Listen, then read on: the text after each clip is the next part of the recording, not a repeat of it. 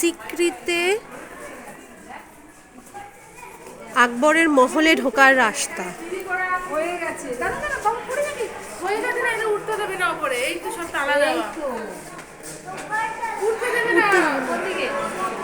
এদিকে চল, আকবরের মহলে ঢোকার রাস্তা।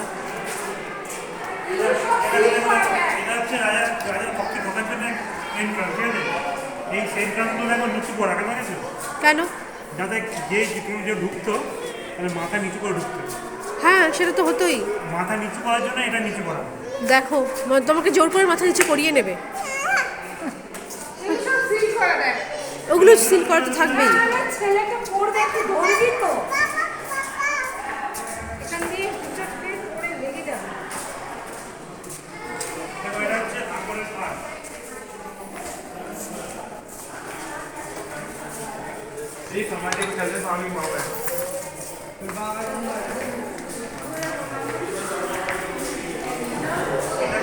আকবরের ঘর, এটা আকবরের পালঙ্ক, স্পেশাল পালঙ্ক আকবরের। সিঁড়ি টিড়ি ছিল বোধহয়। এই হচ্ছে আকবরের পালঙ্ক, এই ওপরে ওপরে। তোমার কি ধারণা আকবর মাটিতে শুতো? এই হচ্ছে আকবরের পালঙ্ক। আমরা পালঙ্কের নিচে দাঁড়িয়ে আছি, দু মানুষ সমান উঁচু।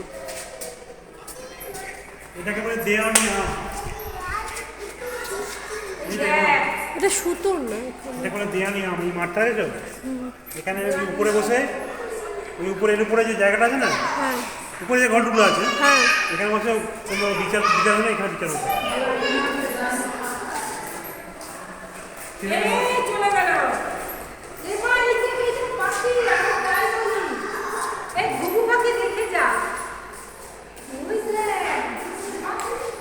আকবরের জায়গা এখন গভর্নমেন্টের হয়ে গেছে। হ্যাঁ, গভর্নমেন্টের হয়ে গেছে। আর শুনেছি এই এই নামটা কি বলে, এই বাঁদরটাকে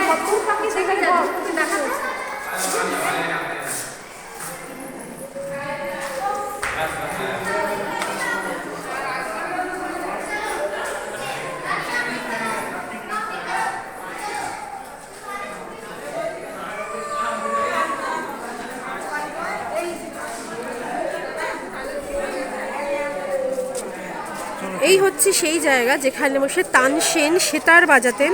এখানে তানসেন বসে, এখানে তানসেন গিটার বাজাতো। তানসেন যেতে দেবে না বলে এখানে বেশি ওখানে কি উঠলে যদি ভেঙে পড়ে। হ্যাঁ, ভেঙে পড়ে।